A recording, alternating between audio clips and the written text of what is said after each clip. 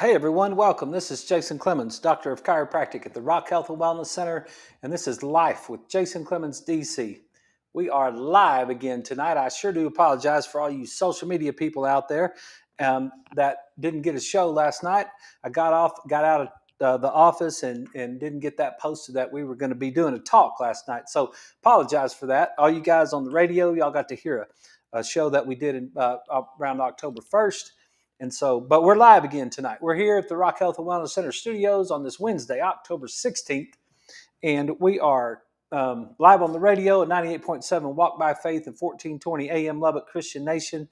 We are live on all of our social media pages.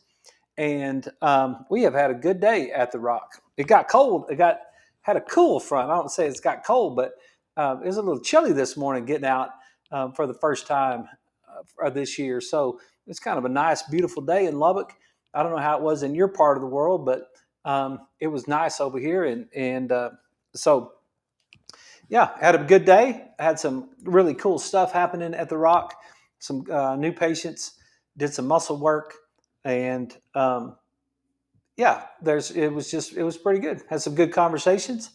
And started this morning at 7:30, so we've been at it. So we're going to do this. We're going to do an hour long talk, and it's appropriate for what we're doing. What I decided to do tonight is go ahead and just give you the presentation that I did last night for the WISE group. You guys may know this. You guys that are local, the local, and if you guys aren't local, it's pretty cool. There's a funeral home that's right across the street from us. And they do all kinds of social events at the funeral home. It's an outreach program for their business, and they do a great job with it. But they have speakers come on like whatever that was, the second and fourth Tuesday, or whatever how that first and third Tuesday, I don't know what it was last night. But anyway, they have speakers come over and speak to a group of mostly older people and talk about all kinds of different subjects. And so I've had the opportunity to go to the WISE group several times now. I think this is my fourth time this year, and I did a couple times last year. And so we just picked some different topics to go over and visit with them. And so last night's topic was about depression. And I've had several conversations about depression. I've seen several posts about depression this time of year, getting into October. And we're getting in the number one thing. After we were done last night, I had someone walk up to me and they said something about why does the darkness make me tired all the time? And there's a couple of answers to that, but one of the answers that's very, very simple, is what is your vitamin D level?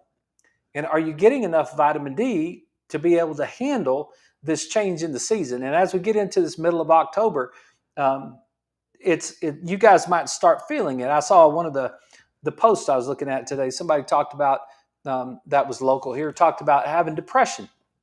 And so I thought, you know what? We should just redo this show. It's not a redo show. It's a brand new show for our social media page and for the radio. But it's something that we did last night for the WISE group, and we just talked about depression. So that's what I'm going to talk about tonight. But there's a couple little things I thought I would share, just some thoughts that happened with conversations of the day. And so I want to start off by taking a second and talking about that. I had one of my ladies that has kind of a difficult low back. It goes in and out on her a lot. That's not the right word, but sometimes it's functioning properly and sometimes it's not. But and she was about to they're going to get their kitchen remodeled. And she was telling me that she's going home today. She did a little extra walking yesterday, and her back was stiff and twingy. And so she said, I'm going home and I'm going to do some extra walking today.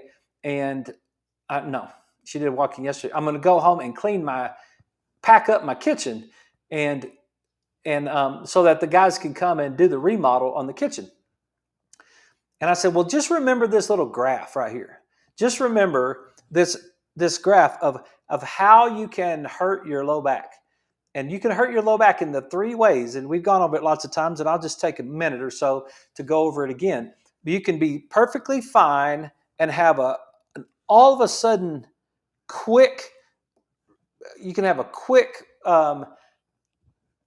injury. Like you can be perfectly fine sitting at a stoplight and someone can come up and rear end you from 50 miles an hour. That could cause you to have low back trouble. That could damage the low back, basically, bulge a disc or something like that. So you can jump off of a porch, or you could try to lift a refrigerator and it just bam, like all of a sudden, it's like high intensity, quick movement, bam, it hits you right there. The next one is to decrease the intensity and just do it repetitively. And that would be like picking up boxes, like that would be, and that's kind of what I showed her. I was like, if you had some of these plates and you were going to go over and set them in that box, and then you were going to come back over here and get some bowls, and you were going to go over and set them in that box, and then you were going to come over here and pack up some dishes and cups or whatever, and go over there and put them in that box. None of those things are very heavy, but the repetition of moving back and forth and up and down, that can cause that, as soon as that low back gets fatigued, bam, now you're in trouble with it. And then that last one is that low intensity, steady state of injury that can happen. And you're not hardly doing anything, but it's low intensity, like if you were down on the ground, scrubbing the bathroom floor or something to that effect, right? If you were moving around from something that was in that realm, like dusting off the baseboards or something like that, where you're not coming up and down and up and down. You're just down, but you're just holding it for a long period of time. If you guys are working on rebar, or if you're out there working on something, like you're on your hands and knees and you've just been doing that for a long time, that can also cause that injury. So we went over it this morning with her, and she was like, thanks a lot. I really do appreciate you going over that, because that kind of gives me an idea of the way I need to protect myself as I'm moving through my day. And so that's just thought I'd take that as a reminder that there's a couple different ways. It doesn't have to be a heavy dynamic movement to hurt your back. It can be repetition with lower intensity, or it can be really low intensity, steady state control. And I got all that from Stu McGill, who's one of the top guys in the world on low back stuff. So that's where I learned that. The second thing before we get into the presentation was office ergonomics. One of my ladies has this repetitive migraine type situation, and her husband came in today to get adjusted, and she said, I think I've narrowed it down to something going on at work. And I've actually got two ladies right now that are dealing with that. One of them got a new job, and ever since she's had that new job, she's had these catches in her low back from a facet standpoint. This particular lady has migraines. And so we were just talking about office ergonomics. And that's really important. If you guys work at a desk and you got a computer screen in front of you, where your hands are, they always say that your hands should be above your your elbows. So your elbows, you shouldn't be working with your elbows high. You should be working with your elbows below your fingers, below your wrist. And then just be careful where that screen and that monitor is. It's kind of like this particular setup. I've got the monitor over here on the right, so I can have the camera in the middle.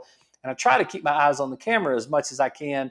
But there also is some time I'm working on this whole thing, and it can happen that way. So watching your ergonomics at work, getting up and moving around a little bit is something that will help you in the long run stay away from musculoskeletal type problems, neck pain, numbness and tingling in your hand, headaches, shoulder and trap pain, all those things that go along with desk work. So if you're a desk work person, that you might want to pay attention. And you don't necessarily have to be just a desk work. We used to take care of a bunch of machinists at one point in my career, where those were repetitive stress ergonomic type stuff too. Like, is the machine high enough? Do they need a platform to move them up a little bit? And how are they lifting? And what are the ways that is happening at your job? You can do that same thing if you're driving a truck all day long. What is your your posture inside the truck. And are you leaning? You might leaning over on the console, and you got your hips all cockeyed and different, and so that can cause a problem too. So those are just two things I thought that would be kind of cool to talk about. And then, so let's get into depression. And for you guys that are on the radio, you're going to miss out on this PowerPoint that I'm fixing to show, because it was the title of the PowerPoint was "Don't Be Haunted by Depression," and so she wanted me to do some sort of Halloween type deal. Well, you know how hard it is to do a Halloween presentation and not use orange? Like, that was pretty hard right there. So the name of it's "Don't Be Haunted by Depression," but my very first slide, I had to make a point right here that this slide right here is Halloween orange, because it was disgusting to me to even put orange on there at all. And yeah, I see you out there, Lewis. Yeah. So you know how hard, Lewis knows, he's a Texas Longhorn guy. You know how hard it was for me to make a PowerPoint presentation and have orange in it. So I actually had to go in there to the highlighter, or the orange color, and I had to pink it up a little bit. I had to move those little buzz. I had to try to get away. It's like, look here, this is Halloween orange. That's the only kind of orange that we can tolerate at the Rock Health and Wellness Center. And so, yeah, I thought that was funny. Anyway, if you're depressed, maybe that'll make you laugh and it'll make you feel better. But anyway, so just know, as we're going through this, if you see any orange, it's only Halloween orange. That's all. So, all right. So a little bit about myself. You guys know I presented it last night, but I thought I'd leave that slide in there just for you guys. So if you might not know so much about me, you guys that listen to the show for a long time, you know pretty much everything about me. But yeah, this is the Rock Health and Wellness Center. I'm a doctor of chiropractic. We work with functional neurology, nutrition, movement. Well, that's kind of the foundation of our practice, right? And I've been married to Leslie for 31 years in May, and we dated for 6 years before that. She's my high school sweetheart. We met when we were 12, and we're probably as in love today as we've ever been. So it's great. We have two kids. Jacob, he's 26. He'll be 27 in January. He's a musical theater teacher at Pasco High School in Fort Worth. And then my daughter, Caitlin, she'll be 24 next month. She's 23, and she works at the Double T Varsity Club here at Texas Tech. And so I'm proud of my kids. They're good kids. And that's us here. So let me make a disclaimer, because you guys know it, but I want to make sure that I say it whenever we do these type of presentations. I'm not treating your depression. So anything that you hear tonight on this show is not a treatment of your depression. It is not. If you have depression, you should talk to your doctor and be willing to take whatever help you can get from your doctor, especially if you have major depression. Because one of the worst possible things, that I was listening to Jordan Peterson talk about this week in preparation for this presentation that I did, and he's like, look, if you're really, really depressed and you're at the point of suicide, then we can't help you if you kill yourself. And man, based on what I'm going to tell you tonight, if you're that depressed, I sure hope you listen to what we're about to talk about, because there's a lot of hope in this presentation for you. There's a reason for what's going on. And I had a new patient today, young girl, reverse cervical curve, lots of stress in her life, and anxiety and depression and ADHD. And you guys know how that's going to map out when we get into the up and to the right, over to the left. So I do not treat depression. I do not treat Alzheimer's. I do not treat Parkinson's disease. I don't treat any of those things, right? What I do is I take care of patients who have those problems. That's what I do. I take care of patients who have those problems. So, and when we take care of patients who have those problems, then a lot of times, a lot of these problems go away. Because if you get a person healthy, then they will stop expressing disease. Okay? So, That's my disclaimer for what's going on. And then the big thing is where do I get all this information from? Well, these guys that I have here, I've got a slide for you guys on the radio that's got um, um, Michael Hall at Brain DC. It's got Dr. Perlmutter at Grain Brain. It's got Vessel Vanderkolk that does a lot of work with Body Keeps the Score. Matthew Walker in Why We Sleep. Dr. Ratty that does Spark, and Jordan Peterson, the Master and His Emissary. You guys know Ian McGilchrist. And Robert Lustig, the Hacking of the American Mind. Those guys have been really influential on my practice. I took all my books home to prepare for this, and then I brought them back this morning, and there was a whole stack of them. And I just thought, you could take that stack right there and build yourself a life of service. Like I could just take those books from those guys, from the things that I've learned from that group of people right there, and I could serve a lot of people on the planet just by really understanding the concepts that those guys teach and the research that they've done and the things that they've done so if you hear something authentic, it'll probably be in presentation. It probably won't be in content. I'm not that smart. It's just a fact. But it may be in the presentation. So we may have a way. I think we all have an authentic gift, and I think some people can put things together a little bit better than other people, and so that's where we're coming from. Okay, so what is depression? We've been depressed before. You guys have been depressed before, certain times in your life. What would you consider the definition of depression to be? Well, the National Institutes of Health say that depression, also known as major depression, major depressive disorder, or clinical depression, is a common but serious mood disorder. It causes severe symptoms that affect how a person feels, thinks, and handles daily activities such as sleeping, eating, or working. And that came straight off the National Institutes of Health site right there. But it's basically just saying it's a common but serious mood disorder. That's the definition that we get.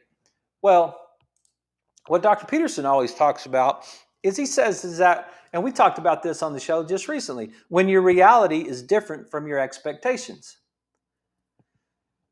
When your reality is different than your expectations. And if you think about that, and we talked about that, I think, on Monday when we took health to church.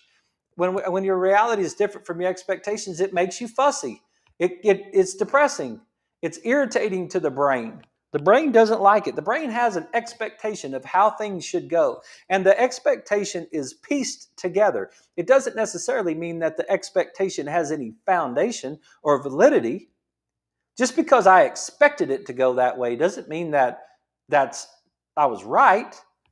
Just because I expected it to go that way doesn't mean that has any real truth to it. It's just my own thing that I made up in my head. I took bits and pieces of things. I took bits and pieces of things that I have known in the past. I took bits and pieces of things that I know now. I took some blank areas in between. My brain just kind of sewed things together and filled in the spots. And that all created my expectation. I always laugh, and Lewis and all those Longhorn guys, they really won't understand this. But if you're a Texas Tech Red Raider football fan, then you can have lots of experiences in every single game you watch when the reality doesn't meet your expectations, when it's different. It'll cause you frustration. It's so funny to listen to Tech fans and to watch them, like on Twitter and stuff, all the emotional ups and downs that a person goes through when they're dealing with something that is their reality is just so different from what they expected it to be.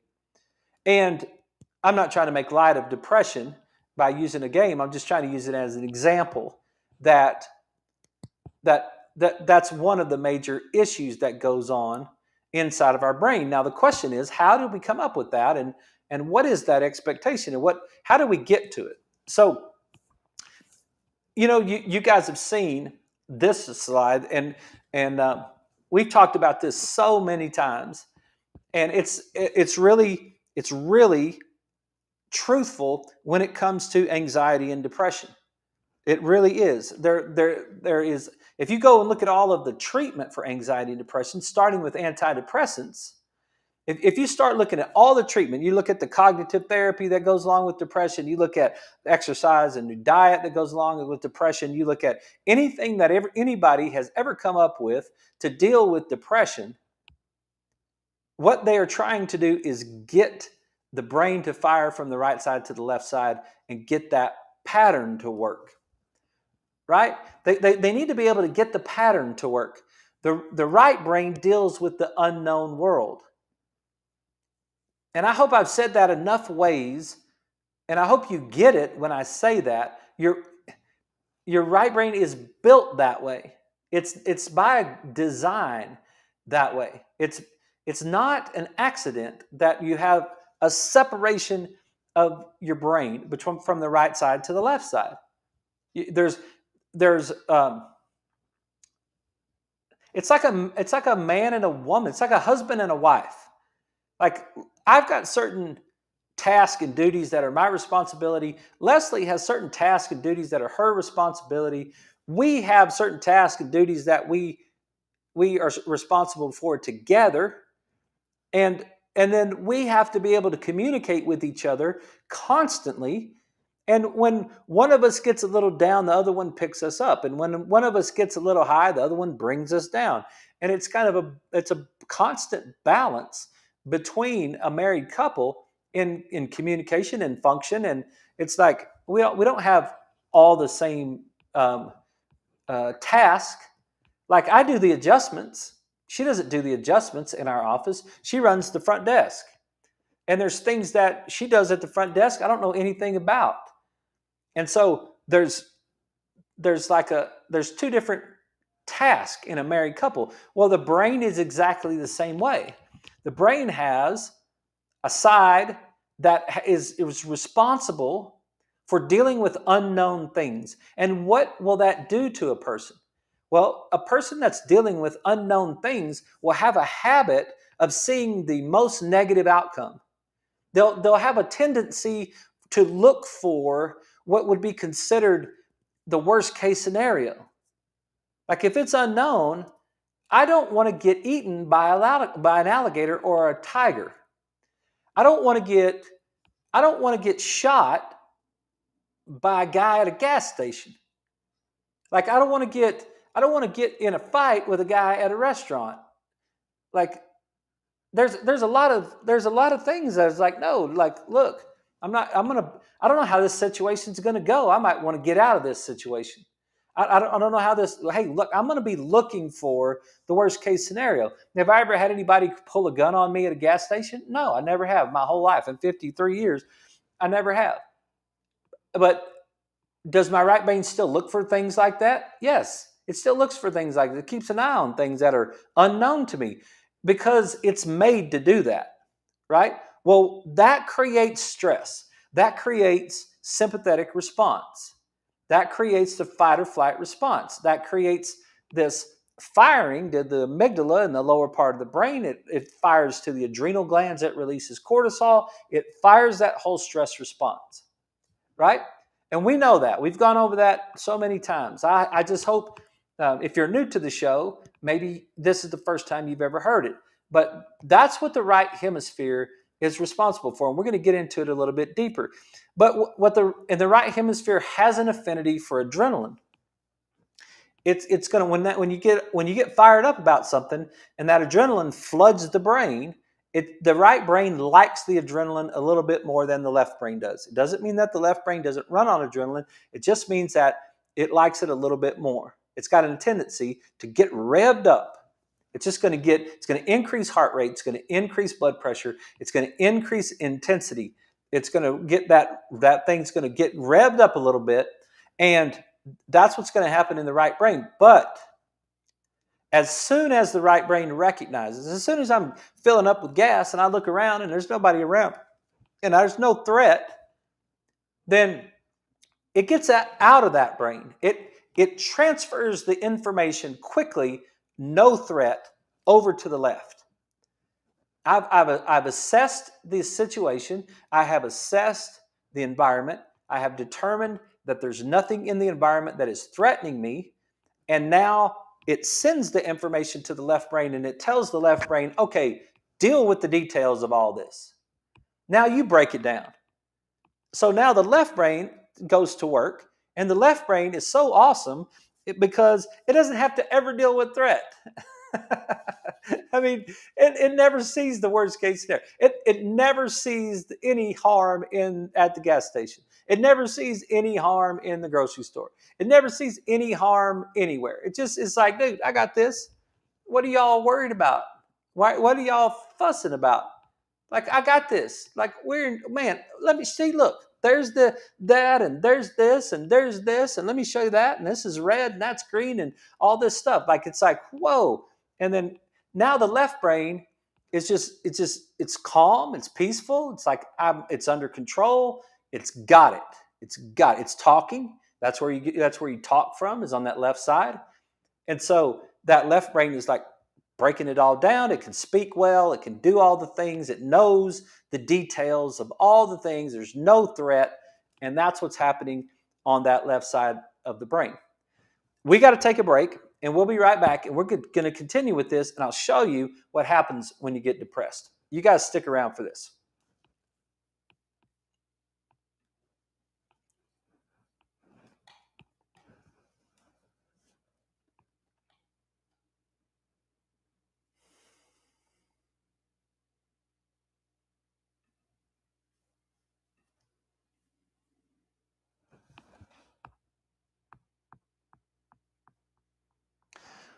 You know, when you work on this as much as we've worked on this, and you've listened to me talk about the same thing over and over and over again, and you look at it and you start to see it.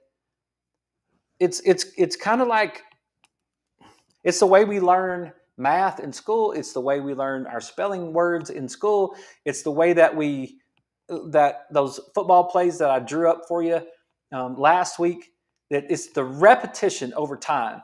The repetition over time eventually gets it. It like eventually absorbs into your head, and you'll start to see the pattern of health and wellness.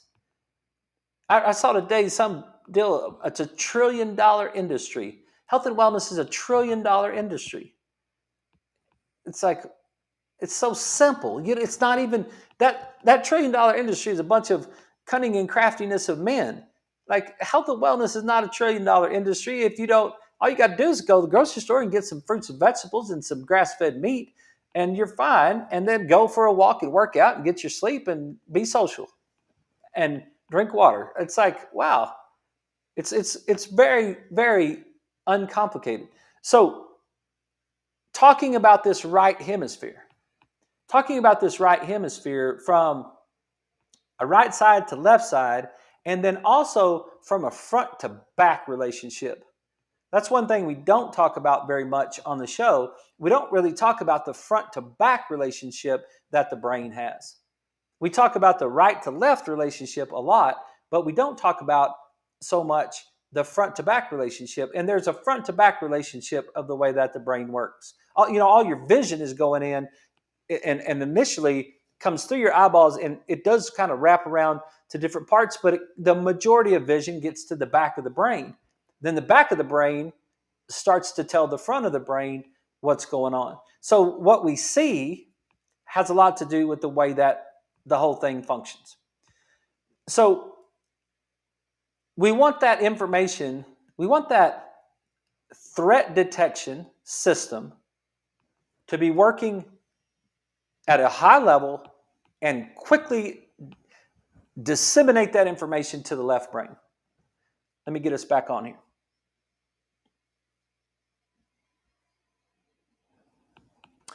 Okay, everybody, we're back. This is Life with Jason Clemmons, DC, and we are talking about depression tonight. And we're breaking down, we're back to our favorite slide of right side to left side, big picture to details, right? Transferring that out. We got to get we've got to get our unknowns identified quickly so that we know we're not going to get eaten. And then we've got to get the unknowns, we got to get the information to the left brain and get out of it and get back into parasympathetic, which is rest and recover, which gets us functioning properly. And then if we can do that, if we can fire that pathway like that and keep that upper brain happy and awake and keep it refreshed, it's very refreshing to just be up and to the right and over to the left. It's very refreshing to analyze the situation, no threats, break it to the left, do the details, now go back and forth and work it out. Leslie, you see what you're going to see. I'm going to see what I'm going to see. And then, bam, I'll tell her. She'll get it. She'll work it out. She'll tell me. Now we'll be communicating with each other. It's very refreshing to that upper brain. The upper brain is working properly. It dampens the lower brain. It's top-down control. And we get that top-down control where the upper brain, the senior class, tells the freshman class to calm down, and then the upper brain keeps us calm and peaceful, and it works back and forth, and everything is fine. That keeps our nervous system working peaceful, that keeps us regulating our bodily functions, and it keeps our lower brain nice and calm, okay? That's the way it's supposed to work. And what they do when they teach you when you're in chiropractic school, they teach you the normal first. One of the things that we did when I coached football at Texas Tech, we would have a Monday night practice. So we played a football game on Saturday. The kids had Sunday just to come in and check the training room and all that sort of thing, but they didn't have anything official. So it gave all the coaches Sunday to break down the film, get everything graded, and then we could start breaking down the opponent, and we could work on that for the rest of Sunday afternoon, and then Monday morning we could be working on the opponent, and then we could be ready for practice at like 6 o'clock on Monday night. And when we got to Monday night practice, Coach Goodner, John Goodner, who was our defensive coordinator, he made it perfectly clear to all of us that were coaching on defense, do not trick the kids on Monday. When you write these plays up, write them up exactly how the other team is going to run the play. Get the scout team to do it exactly how the other team is going to do it. Don't do any reverses. Don't do any flea flickers. Don't do anything this is not trick play night. Because we don't want our kids, when we're trying to teach our kids how to learn something new, learn an opponent's defense, we wanted them to be able to see it without being tricked. We wanted them to learn what normal was first. Learn what normal was first, and then you can react when you don't see normal. They did the same thing to us in chiropractic school. They said, look, here's the normal. Normal x-ray, normal x-ray, normal x-ray, normal x-ray, boom, all of a sudden wasn't normal. And it just kind of jumps at you, right? Well, what we want is we want to understand how normal brain function works. And then now, if we start to get symptoms, and especially in depression, if we start to get depression, it's like, wait a minute, okay, where is this not working properly? Because I know if it works properly, I won't be depressed. There's something, and it's not a chemical imbalance. I think that's way off. From a wellness standpoint, it's way off. And I'm not even going to really get into it, but if you've been told you have a chemical imbalance and that's why you have depression, I'm going to present for your consideration that maybe there's another option. That maybe, and I'm not getting into your particular business, but I'm just saying maybe there's another option. And here's what's going to happen. If your right brain is listening to me, you will listen and you will get this information. If your left brain is listening to me, you're not going to buy any of this. You're going to say, he doesn't know what he's talking about. Because that's your left arrogant brain that thinks it knows everything. And your right brain is trying to listen to something new. Your right brain is actually listening to this conversation and saying, what is he talking about?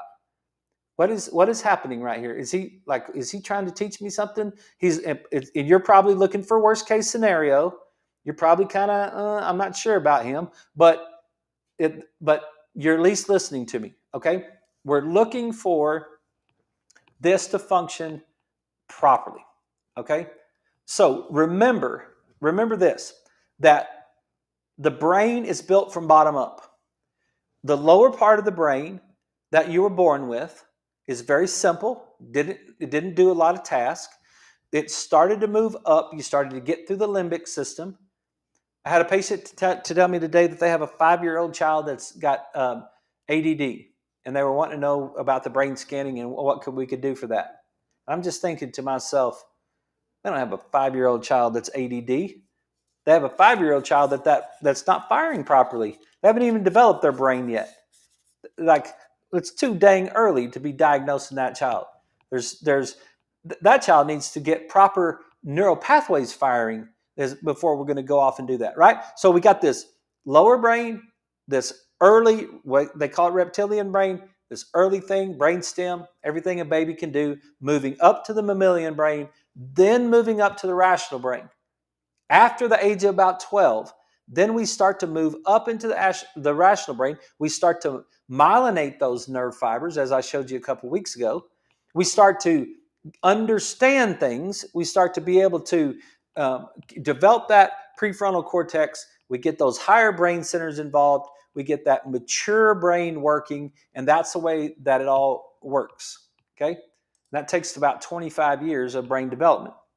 So now let's look at, I'm actually going to change this over so you can see it a little bit better. But now let's look at let's look in detail a little bit between activity of the right brain and activity of the left brain. Okay? And remember this, the right side, especially the front right side, is looking for worst case scenario. The left side is just having a party. The left side is not looking for anything dangerous. It's just like, hey, we're all here. Let's go for it. Okay? So when you look at it and you start looking at right side to left side, the right frontal pole has a depressive stance compared with either the left frontal pole or its own parietal occipital cortex, meaning the back. The right front has the most depressive stance as compared to the left side and or as compared to the right back part. So the more you get towards the front of the brain on the right side, the more depressive stance you're going to get. The more if that part of your brain is the most active, you're more than likely going to have a depressive outlook on things. That's going to be the one. And why is it more active? Because the pathway that goes up and to the right is firing that front part of the brain, and we're dealing with unknown things. We're dealing with unknown situations, and it's aggravating us, and we're looking for the worst case scenario. Okay? Greater right than left activity is related to a depressed mood, specifically the right prefrontal cortex, right? Relationship between left hypofunction and depression. Yes, if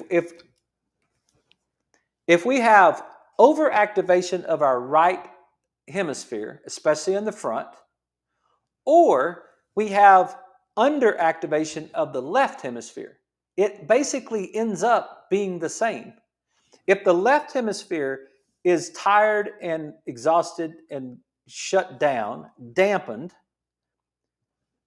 then the right hemisphere is going to have nothing to tell it to hush.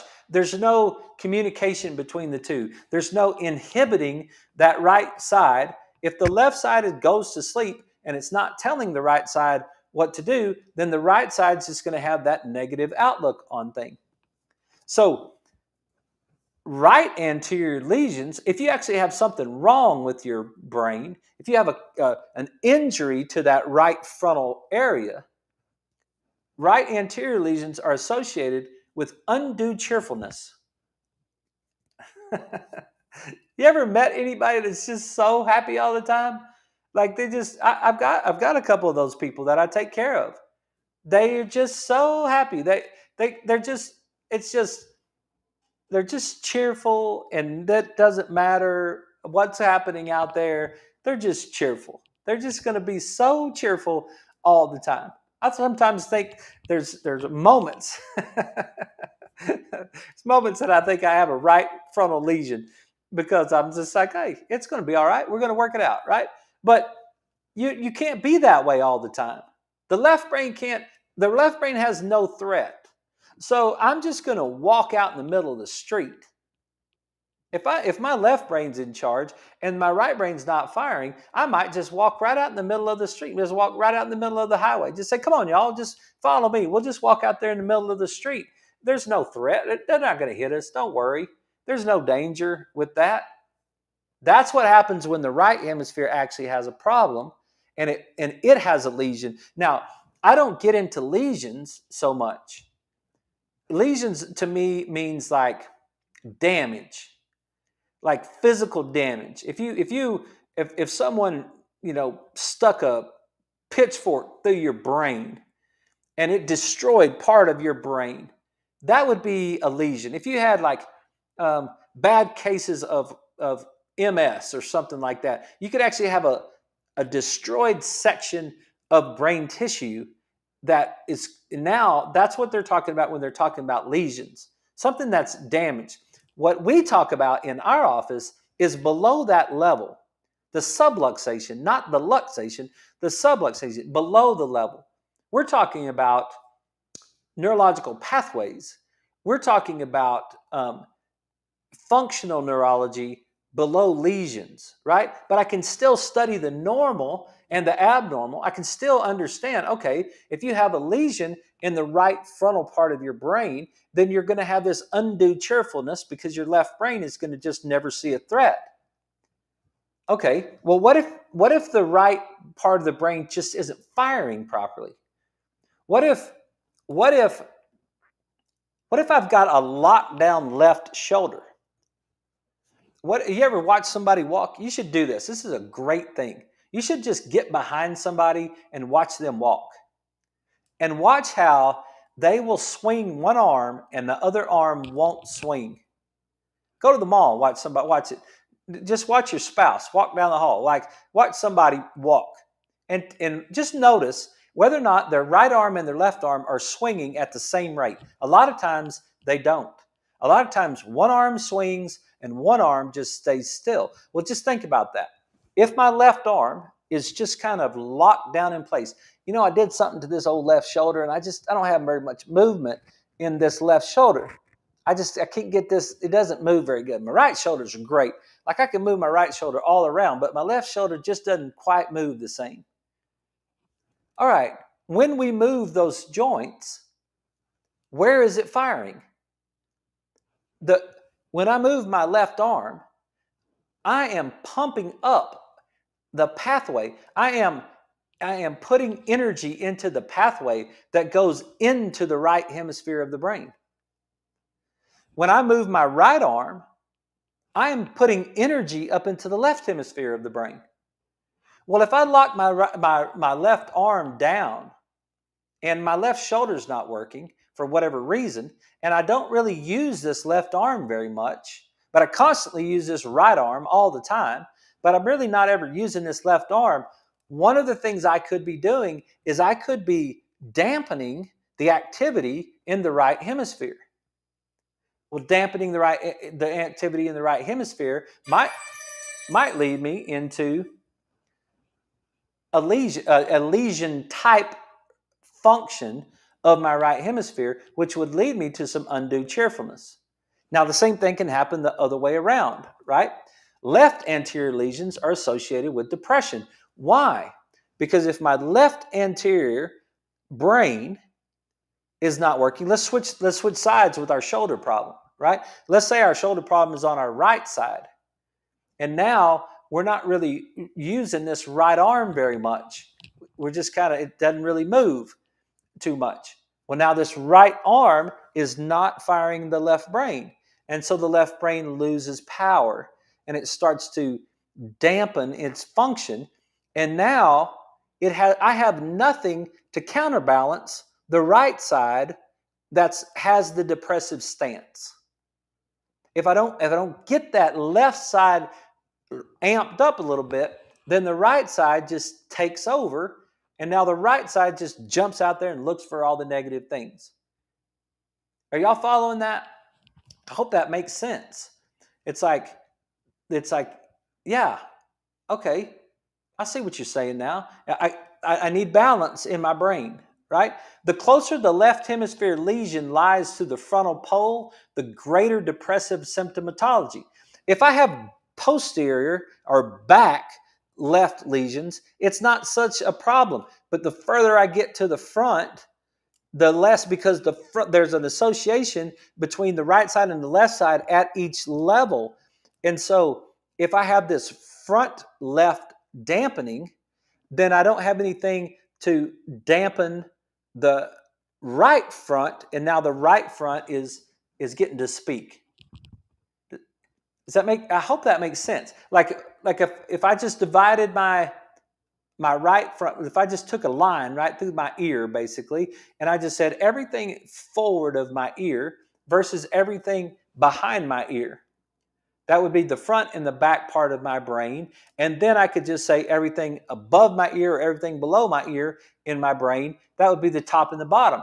So everything that's back here is kind of communicating with itself. And as we move forward, communicates, and then the front communicates with itself. So the closer the hemisphere lesion lies to the left frontal pole, the greater the depressive symptomatology. There is evidence of left hemisphere overactivity in mania, which is the polar opposite of depression. And there's your bipolar person. Your bipolar, there's evidence of left hemisphere overactivity. If I've got left hemisphere overactivity, now it's like, whoa, I've gone high. Like it's almost like I'm on drugs. It's like, whoa, I'm way up here. But then if it switches and all of a sudden I've got right overactivity, then I'm depressed. And then all of a sudden it switches back and I've got left overactivity and I'm in mania again. And then it switches back and I'm back in depression. That's a bipolar person. A bipolar person is the dysregulation of the right side and the left side going too far past normal. We need balance back and forth. We don't need that going all the way up. So if you're bipolar, it's like you're down in the dumps and then you're way up on top of the hill. And then you just all of a sudden crash and you're down in the dumps again. We've created dysregulation between the right side and the left side brain. Right? Right anterior lesions are unsure. For those with right hemisphere lesions, the further back the lesion, the greater chance of the depression. On the right side, the further back the lesion, the greater chance of the depression. Why? Because the back side's not telling the front side to hush. So the right side, there's communication between the front and the back. And if I have damage to the back, then the right side just gets out of control. Depression is probably associated with reduced right posterior activity in addition to increased right frontal activity in most cases. So we want to know why, right? We know you're depressed. You know you're depressed. Have you ever wanted to know, why am I depressed? And then you go to the doctor and the doctor tells you you're depressed because you've got some sort of chemical imbalance. And that's why you're depressed. So what have I got for you? What is my solution to your chemical imbalance for your depression? Well, that's easy. I'm just going to give you a drug. And I'm going to tell you there's nothing you can do about it. There's nothing you can do about it. It's chemical. It's a chemical problem. You just got a chemical problem. That's why you're depressed. That's not. It may be true in some small circumstances, but I'm going to present for consideration that it's not the majority of time. The majority of time is we have a right side and left side imbalance in activity that we can correct, that can be corrected. Okay? In normal subjects, relative right-sided EEG activation at rest predicts greater experiences of negative affect. Okay? Increased right activity gives you negative affect. Subjects with relatively greater left frontal activation at rest may be able to quickly terminate their reaction, while subjects with right frontal activity may lack the requisite coping skills to minimize the duration of negative affective response. Remember the story I told you a couple weeks ago, or maybe, yeah, where my nephew came home and pulled into the driveway and and accidentally clipped the end of the fifth wheel of the neighbor next door. And so he pulled in his driveway, and when he pulled around the fifth wheel, he got too close, and it was an accident, and he hit the ladder on the end of the fifth wheel. And he parked his car in his driveway, and he got out of his car to go tell the man, I'm sorry, here's my insurance information, I'll pay for the damage, I'm sorry, I didn't mean to do that, I got too close, and I apologize. The old man came out of the fifth wheel with a pipe in his hand and hit my nephew right in the head with the pipe and busted his head open, cut his ear. He hits him like 3 or 4 times. He hit him in the ribs. He hit him in the kneecap. Like, he's beating the crap out of my nephew. My nephew probably weighs about 120 pounds. He's a little bitty dude. And this 72-year-old man comes out of this thing with a pipe and beats him up. This long story. They have it all caught on Ring doorbell, and the police officers arrested the old man for abuse. And now we'll see how it all turns out. But everybody wants to hear that story and then just immediately not understand, like, what happened? What the heck would happen to an old man? Now listen to this explanation again, okay? In normal subjects, relative high right-sided EEG activation at rest predicts greater experience of negative affect. So this old man sitting in his fifth wheel, off his feet, probably looking at his phone or watching Fox News or CNN or whatever the hell he watches, and he's probably ramping up his right brain. He's probably looking at the negativity of the world. He's probably working on a negative outlook, a negative affect, by sitting in there in his fifth wheel, dealing with unknown things that he can't control. And he's just ramping up that right side and ramping up that right side and ramping up that right side. And then somebody just comes in there and hits his fifth wheel. And what does he lack? He lacks the ability to quickly terminate that reaction, because he doesn't have any left-sided activity going on in his brain. And I'm not trying to defend him or create a defense for him in court. I'm just trying to tell you, to me, that's what happened. He was so ramped up in his right hemisphere, and his left hemisphere couldn't dampen it. It couldn't get him out of that. The subject with right frontal activation lacks the requisite coping skills to minimize the duration of negative affective response. You couldn't just say, dadgummit, somebody hit my fifth wheel, and then the left brain says, oh, it's all right, it'll be all right, calm down, and then go outside and have a conversation with each other, have a top-down controlled conversation with each other, and fix the little ladder on the fifth wheel. That would be what normal functioning people would do. But not this guy. This guy's going to beat the crap out of my nephew with a pipe because his brain doesn't work right. Right? That's why he did that. That's what's going on in the brain, right? That's the right side, the left side. That's the front side and the back side. And that's what's happening in our brains.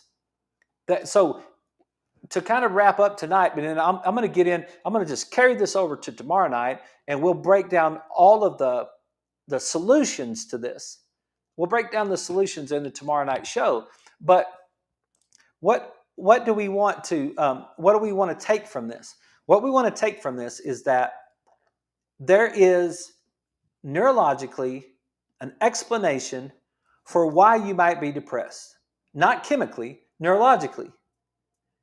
And that neurological explanation will lead you to a solution if you're interested.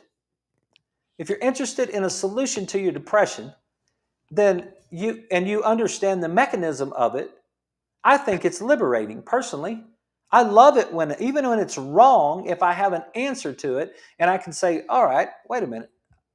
Are you sure that's right? I'm sure that that's right. What I told you tonight, I'm 100% sure that that's right. Those the slide that I showed you with all of those doctors, that it says exactly the same thing. I can stack of books up and I can show you research and research and research that tells you, hey, listen, you got a chance to get out of that depression. What do we have to do? We got to get that right side to calm down and get over to the left. We got to get some known solutions. We got to get some structured solutions to get the brain to fire properly, not chemically, to get the brain to fire properly. And tomorrow night, I'm going to break that down for you. I hope this was helpful. I hope you guys got something out of that. I hope you come back tomorrow night. We will be live tomorrow night. And then Friday night, we will not have a show because I will be, I'm going to go to Fort Worth and watch my son. And he's going to put on he's got his fall show that he's going to do. So we're going to go watch some musical theater in Fort Worth on Friday. But tomorrow night, we'll finish this up. I hope you guys have a great night. If you got any questions, please.